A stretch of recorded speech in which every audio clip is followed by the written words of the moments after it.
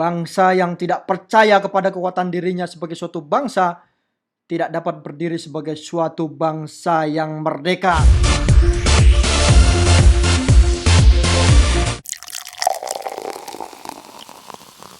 Saya merangkum 6 karakter pemimpin dalam Victor Leadership. Yang pertama adalah visionary atau visioner. Pemimpin harus memberikan arah. Pemimpin harus memiliki gambaran besar, helicopter view. Mau kemana kita? Apa yang kita kerjakan? Bagaimana mengerjakan? Kapan?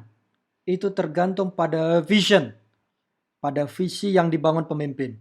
Makanya pemimpin itu seperti memiliki penglihatan yang jauh, yang bisa menembus ruang dan waktu sampai dengan 10, 20 tahun ke depan. Sebagaimana dulu para pendiri bangsa memiliki visi yang sangat besar, padahal saat itu Indonesia belum merdeka ketika disusun dan tidak punya apapun. Tapi para pendiri bangsa kita menegaskan visi yang sangat kuat. Bangsa yang merdeka, bersatu, berdaulat, adil dan makmur. Inilah yang mendrive semua sumber daya bangsa agar bisa bersama-sama mewujudkan visi tersebut. Kalau kalian sekarang milenial atau generasi alfa, ada orang-orang yang terkenal di sekeliling kita, dan salah satu yang membuat saya sangat kagum adalah Elon Musk. Elon Musk memiliki visi interplanetary living, kehidupan di berbagai planet. Dia katakan, if humanity doesn't land on Mars in my lifetime, I will be very disappointed. Yang kedua adalah inspiring. Seperti mana bola lampu ini kita lihat, dia memiliki energi. Pemimpin penuh semangat, penuh energi, menggerakkan orang-orang di sekelilingnya, penuh antusiasme. Jadi bagaimana pemimpin itu bisa hidup bersama orang-orang di sekitarnya dan kemudian memiliki kepercayaan diri yang sangat kuat. Seperti mana Bung Karno berkata, bangsa yang tidak percaya kepada kekuatan dirinya sebagai suatu bangsa tidak dapat berdiri sebagai suatu bangsa yang merdeka. Bagaimana dia bisa membuat gagasan-gagasan besar tentang Indonesia, berdikari, marhaen, dan membuat orang Indonesia percaya dan bangga menjadi sebuah kekuatan besar saat itu. Sehingga kemudian kita bisa memprakarsai konferensi Asia Afrika dan berdiri tegak bersama bangsa-bangsa lainnya dengan bangga. Kalau kita lihat contoh kekinian, ia bisa mengubah konstelasi. Anak kecil ini masih belasan tahun bisa mengatakan kepada para pemimpin dunia, orang-orang dalam kondisi sekarat, yang bisa kalian omongi adalah tentang uang dan cerita-cerita peri tentang pertumbuhan ekonomi. Sungguh kamu terlalu. Dia melakukan kampanye sendirian awalnya, tapi kemudian dia memberikan inspirasi kepada anak-anak muda bahwa siapapun, sekecil apapun, kita bisa memberikan pengaruh. Kemudian campaign secara masif mengatakan tidak ada itu planet B, adanya planet Earth. Itulah Greta. Yang ketiga adalah communicator. Karena pekerjaan terbesar seorang pemimpin adalah berkomunikasi kepada yang lebih tua, yang sebaya, yang lebih muda. Suasana resmi, tidak resmi. Suasana serius, yang rileks. Dalam kondisi marah, dalam kondisi senang. Bagaimana dia bisa kemudian menyampaikan pesan-pesan dengan efektif. Itulah yang membuat gelora perjuangan rakyat Surabaya waktu itu. Dengan kalimat-kalimat komunikasi Bung Tomo yang sangat kuat. Selama banteng-banteng Indonesia masih mempunyai darah merah yang dapat membuat secarik kain putih, selama itu kita tidak akan menyerah pada siapapun juga. Merdeka atau mati.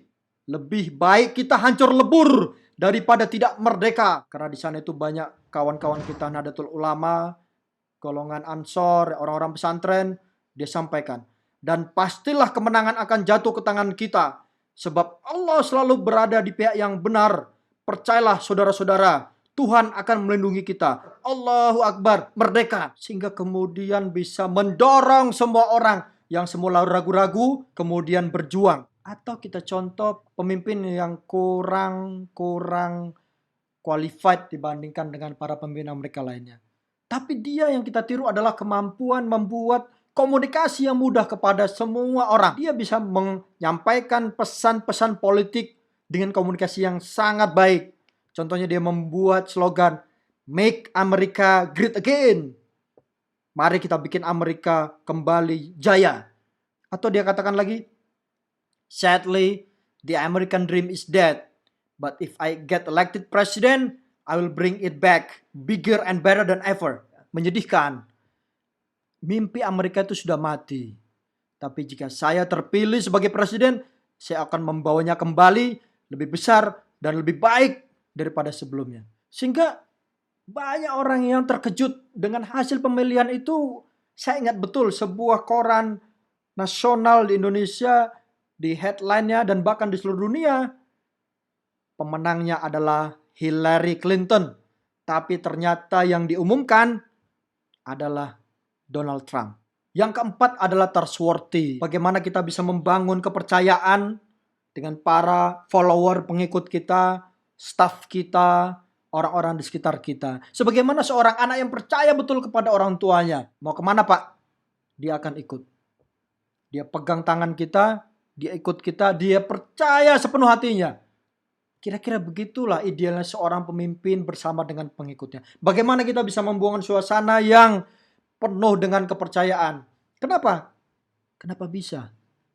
Karena pemimpin tersebut menampilkan integritas, values, nilai-nilai yang sangat kuat yang membuat orang tidak ragu-ragu lagi mengikuti. Tidak ragu untuk mengeluarkan uangnya, pemikirannya, waktunya, semua energinya untuk bekerja bersama. Prinsip kejujuran, sebagaimana Bung Hatta menyampaikan. Kurang cerdas dapat diperbaiki dengan belajar. Kurang cakap dapat dihilangkan dengan pengalaman. Namun tidak jujur, sulit diperbaiki. Dia bisa menunjukkan bahwa dia akan mengangkat kepentingan organisasi lebih daripada kepentingan pribadi. Itulah yang muncul dari seorang pemimpin yang bisa dipercaya. Itulah kemudian kita rasakan misalnya pada bangsa Jepang. Pengalaman saya berada di sana 2 tahun dan sering pulang pergi dalam berbagai kegiatan. Kalau kita ketinggalan barang di kereta, nanti akan ada orang yang mengambilnya, kemudian menyerahkan kepada polisi, dan kemudian kita bisa mencari di lost and found, kemudian kita dapat barang itu tanpa kekurangan satu apapun. Bahkan ada orang yang kemudian membuat semacam sayembara, dia letakkan uang beberapa juta dalam bentuk yen di toilet, tapi tidak ada yang mau mengambilnya. Salah satu merek mobil yang sangat dipercaya oleh konsumen adalah Toyota. Bagaimana dia bisa menangani konsumen, bagaimana dia bisa memberikan rasa aman, nyaman, percaya daripada pemilik kendaraan tersebut. Dan itu bisa membuat Toyota sampai hari ini merek mobil yang terbesar di dunia. Yang kelima adalah organizer. Seorang pemimpin tidak hanya bisa ngomong, tidak hanya bisa menginspirasi, memberikan visi, tapi juga dia bisa menjadi seorang eksekutor. Dia mengorganize, get things done. Sehingga sesuatu itu terjadi. Dalam hal ini kita bisa meneladani Panglima Besar Sudirman. Kejahatan akan menang bila orang yang benar tidak melakukan apa-apa. Mungkin orang yang benar itu hanya concern, menulis di media sosial, di media massa, tapi tidak melakukan organisasi. Sehingga dia akan kalah. Ketika orang-orang baik tidak melakukan pengorganisasian, maka dia kalah dengan orang-orang jahat yang terorganize. Makanya ketika Bung Karno menyarankan agar Panglima Besar Sudirman di kota Yogyakarta, ketika agresi kedua Belanda. Apa yang dia katakan? Sudirman memang sakit, tapi Panglima Besar tidak pernah sakit. Dan kemudian sejarah membuktikan bahwa terjadi perlawanan dari berbagai penjuru Indonesia yang membuat agresor tidak pernah aman dan nyaman tinggal di Indonesia. Sampai kita tahu hari ini kita nikmati Indonesia yang merdeka dan berdaulat. Seperti mana salah satu presiden terbaik yang pernah dimiliki oleh Amerika, yaitu the first African American president. Dia mengawali karirnya sebagai community organizer. Apa itu community organizer? Dia melakukan berbagai upaya untuk membantu orang-orang yang tidak bekerja mendapat pekerjaan. Dia mendata ke sana kemari, siapa yang butuh sesuatu. Dia mengatakan bahwa change won't come from the top. Change will come from a mobilized grassroots. Perubahan tidak akan datang dari atas. Perubahan akan datang dari grassroots, akar rumput yang termobilisasi. Itulah membuat dia berhasil menang jadi presiden. Gak bisa dibayangkan generasi mantan budak ya kemudian menjadi presiden. Bahkan dianggap seorang Islam, ya Barack Hussein Obama diisukan dia dengan berbagai macam teroris dan sebagainya, dan punya hubungan dengan Indonesia, pernah sekolah di Menteng, akhirnya bisa menjadi presiden 2 periode.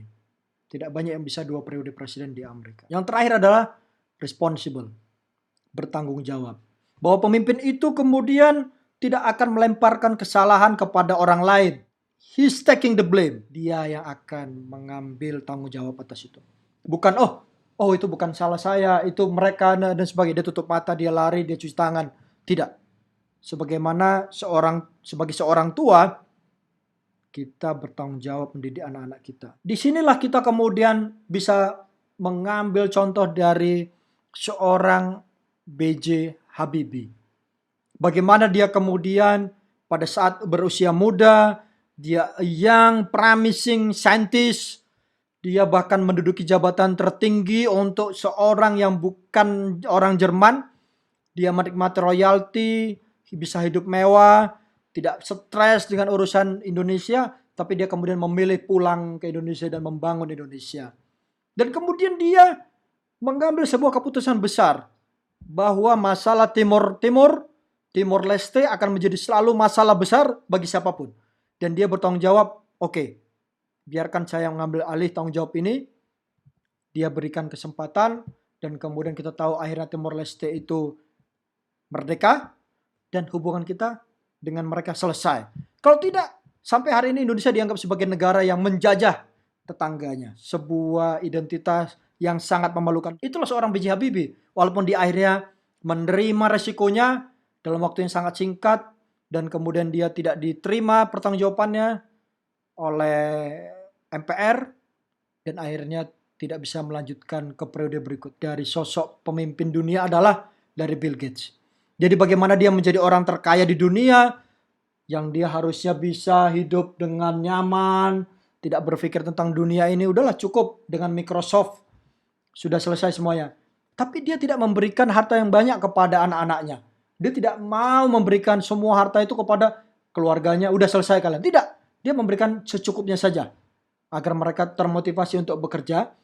Sebaliknya, dia jadikan hartanya dan harta istrinya, Melinda, dimasukkan ke dalam sebuah yayasan bernama Bill and Melinda Gates Foundation, dan kemudian dia memberikan banyak sekali bantuan kepada orang-orang di seluruh dunia. Jadi dia sampai menghabiskan 53 billion US dollar. Apa yang dia bilang? I believe that with great wealth comes great responsibility. Jadi dia mengatakan bahwa dengan kekayaan besar ada tanggung jawab yang besar.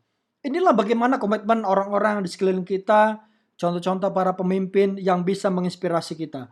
Bahwa kita harus berusaha, bekerja keras, berlatih agar kita bisa menjadi pemimpin yang victor, visionary, inspiring, communicator, trustworthy, organizer, responsible. Saya percaya kalian akan menjadi orang-orang yang akan lebih baik daripada generasi kami dan akan membawa Indonesia melompat menjadi sebuah negara maju yang disegani oleh bangsa-bangsa lain dan berkontribusi bagi perdamaian dunia.